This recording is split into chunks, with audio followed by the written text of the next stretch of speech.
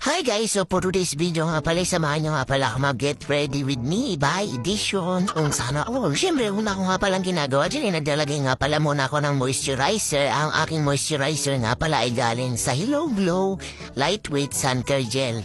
Itong moisturizer nila ay talagang napakatagal ko na nga palang ginagamit to sa mukha kasi nga subukan na to, hindi talaga ako tinitigyawa sa moisturizer na to. Siyempre yan, kailangan nga pala muna natin i-apply sa ating buong mukha.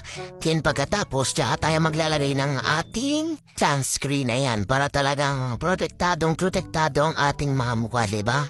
So, protektado tayo sa pigyawat, sa kung ano man, pang oil face, ganyan. Siyempre kapag lalabas, hindi pwedeng wala tayong sunscreen. Kasi pinakamahalaga sa atin ay ang ating mga mukha kasi ito yung unang-unang tinitignan sa atin ng mga tao, diba? Alam mo naman niya. Siyempre katulad nga rin ng paglalagay sa moisturizer, ganun nga rin yung ginawa ko dito sa aking sunscreen.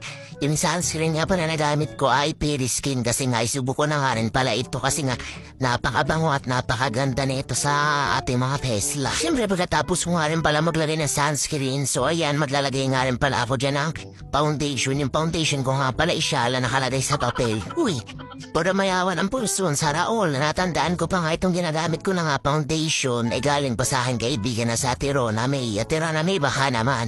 Serious light nga lang din nilalagay ko sa mukha ko kasi nga ako'y morena at baka naman sabihin sobrang puti. San ba ako magka-clown? Huy, puda-clown ang pulso. So pagkatapos ko nga rin pala maglagay ng foundation na yan na nga yung itsura ng mukha ko at parang pulbo nga lang yung itsura niya. So okay lang yan kasi nga hindi naman tayo maganda. Na magkinatapos nga ng aking foundation na yan, isusunod ko na nga rin pala itong aking kilay na napakanipis. Ayan, mas manibos pa sa mukha ko. Cheris. So kapag naglalagay nga rin pala ako ng kilay, hindi ko nga rin pala kinakapalan talaga. Binabagay ko nga rin pala yun sa kilay ko kasi nga talaga namang manipis lang. So syempre maglalagay nga rin pala tayo ng manipis. Ikapakitaan ko nga rin pala kayo dyan na napakaikling transition ko. Shala, ayan.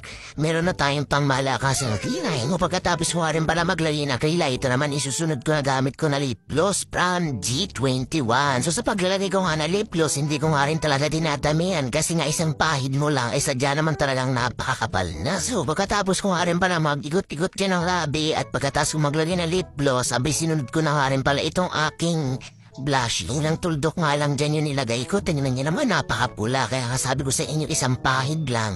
Pulang-pula talaga agad ang inyong mga labi at pism. So pagkatapos ko nga rin pala maglagay ng blush on, nais-ayos ko na nga rin pala yung buko kasi nga ito na isusunod natin aayus. Sila akong maglalagay na kung ano-ano pa dyan. Siyempre clip lang ilalagay natin dyan. Ayos na. So ayan, siyempre may supply lang mga onte. Ayan, paganda lang kung maigagan. So ito na yung aking final look. O diba, napakasimple lang ng makeup. Hindi nyo na kailangan ng makapal na makeup para lang gumanda kayo. Simple lang pero talaga namang mapapawaw yung ating mga asawa sa ating mahal look. O diba, Shala?